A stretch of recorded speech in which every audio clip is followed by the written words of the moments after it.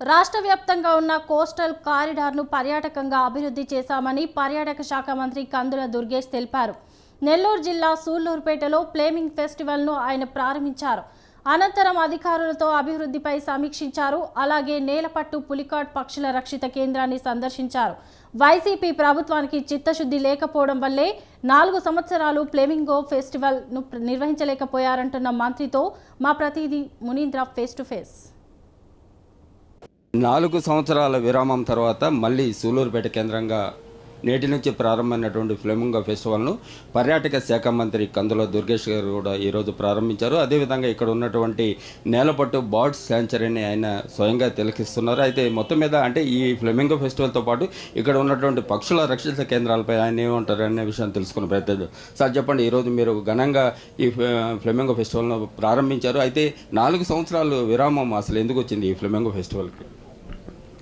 విరామం రావడానికి ప్రధాన కారణం రాజకీయపరమైనటువంటి చిత్తశుద్ధి లేకపోవడం. ఒక అద్భుతమైనటువంటి దృశ్యకావ్యాన్ని చేతులారా మన రాష్ట్రంలో మనమే చంపేసుకున్నటువంటి పరిస్థితిని ఒక 5 సంవత్సరాలుగా మనం చూసాం.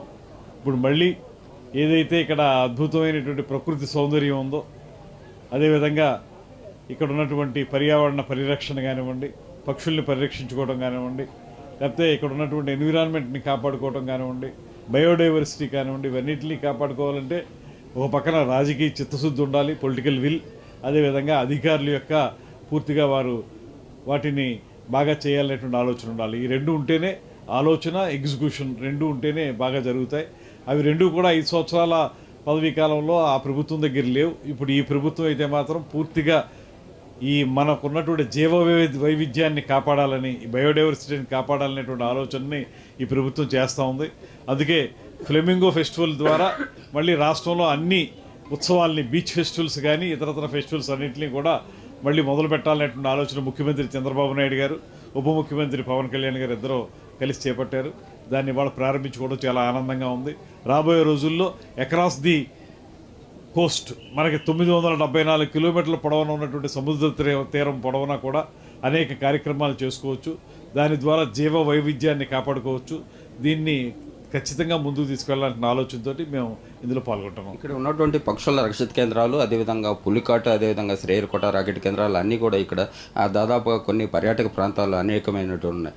అయితే మొత్తం మీద ఇక్కడ ఉన్నటువంటి ప్రజాప్రతినిధులు కానీ అధికారుల నుంచి ఇటు పర్యాటక శాఖ నుంచి అభివృద్ధి కోరుకుంటున్నారు. దాని మీద ఏం చర్యలు తీసుకోబోతున్నారు మీరు? అది ఇందాక కూడా నేను ఇదే విషయాన్ని మాట్లాడాను. ఇప్పుడు ఇంతకుముందు ఐసోలేటెడ్గా పనిచేసేవాళ్ళం మనం. ఎక్కడికెక్కడ ఒక పుణ్యక్షేత్రం ఉంటే ఆ పుణ్యక్షేత్రానికి వచ్చి వెళ్ళిపోవడం వరకు పరిమితం అయ్యేవాళ్ళం. లేకపోతే ఇక్కడ ఒక ఈ పక్షుల్ని చూడాలనుకున్న ఆర్నథాలజిస్టులు వస్తే వాళ్ళు ఇక్కడ చూసి వెళ్ళేవారు. అలా కాకుండా ఇప్పుడు మేము ఒక యాంకర్ హబ్స్గా తయారు చేయాలని, అదేవిధంగా ఒక సర్క్యూట్స్గా తయారు చేయాలనేటువంటి ఆలోచన చేస్తూ ఉన్నాం. ఒక ప్రాంతానికి వచ్చినప్పుడు ఒక సందర్శకుడు ఒక రోజు ఉండి వెళ్ళిపోవడం కాకుండా ఒక 4-5 రోజులు ఉండే విధంగా ఉండాలంటే అన్ని రకాల ఈ పర్యావరణానికి సంబంధించినవి కానీ పర్యాటకానికి సంబంధించినవి కానీ అంశాలని జొప్పించి ఆ కార్యక్రమాన్ని చేపట్టి, అదే సమయంలో మరో పక్కన వారు ఉండటానికి అవసరమైన రిసార్ట్స్ను కూడా నిర్మించగలిగితే ఒక సర్క్యూట్ని తయారు చేయగలుగుతాం. దానికి కూడా ప్రభుత్వం పీపీపీ మోడ్ని అడాప్ట్ చేసుకుంటుంది. పబ్లిక్ ప్రైవేట్ పార్ట్నర్షిప్ని అడాప్ట్ చేసుకుని పబ్లిక్లో ఉన్నటువంటి జనంతో అదేవిధంగా ప్రభుత్వం అన్నీ కలిసి ఇన్వెస్టర్స్ని కూడా ఇన్వైట్ చేసి వీటిలో సర్క్యూట్స్గా తయారు చేసి వాళ్ళకి ఆదాయం వచ్చే విధంగా, ప్రజలకి ఆహ్లాదం కలిగించే విధంగా ఒక ప్రయత్నం ప్రారంభించాం. ఈ రోజు నుంచి ప్రారంభమైనటువంటి ఈ పండుగ ఈ 3 రోజులు ఏ విధంగా జరగబోతుంది? ఈ పండుగకి రాష్ట్ర ప్రభుత్వం ఎలాంటి సహకారం అందిస్తుంది? రాష్ట్ర ప్రభుత్వం సంపూర్ణమైనటువంటి సహకారం అందిస్తుంది. తర్వాత నాకు తెలిసి ఈ మధ్యకాలంలో పర్యాటక శాఖ, పర్యావరణ శాఖ, లేకపోతే అటవీ శాఖ ఏదైనప్పటికీ కూడా ఇవి కలిసి పనిచేసి హ్యాండ్ ఇన్ హ్యాండ్గా వెళ్ళేటువంటి ఒక అద్భుతమైనటువంటి కార్యక్రమం ఇక్కడ నడుస్తూ ఉంది.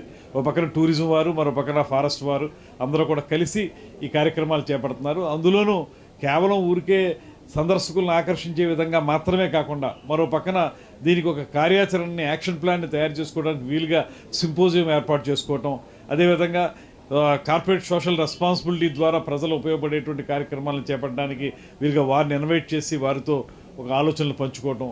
రేపు 20వ తారీఖున మళ్ళీ ఎవరైతే ప్రైవేట్ ఇన్వెస్టర్స్ టూరిజంలో ఇన్వాల్వ్ అవ్వడానికి సిద్ధంగా ఉన్నారో వాళ్ళని కూడా పిలిచి వాళ్ళతో మాట్లాడడం, ఇలా దీనికి ఒక మీనింగ్ఫుల్ ఎండింగ్ ఇవ్వడం కోసం ఒక ప్రయత్నం జరుగుతూ ఉంది. కేవలం మామూలు కార్యక్రమాలతో పరిమితం కాకుండా వే ఫార్వర్డ్ అనేటువంటి దాన్ని కూడా ఆలోచిస్తూ ఉన్నాం. ఈ 3 రోజులు అయిన తర్వాత ఒక పక్కా యాక్షన్ ప్లాన్ తోటి ముందుకు వచ్చి రేపొద్దున ఈ ప్రాంతాన్ని అందరినీ అభివృద్ధి చేయడానికి ప్రయత్నం ప్రారంభించాం. గత ప్రభుత్వం కంటే కూటమి ప్రభుత్వం చిత్తశుద్ధితో పనిచేసి ఇలాంటి ఫ్లెమింగో ఫెస్టివల్ని మరింత అభివృద్ధి చేస్తామని చెప్పి కూడా మంత్రి చెబుతున్నారు. కెమెరామెన్ పెర్మేష్తో మునీంద్ర, స్వతంత్ర టీవీ, నెల్లూరు.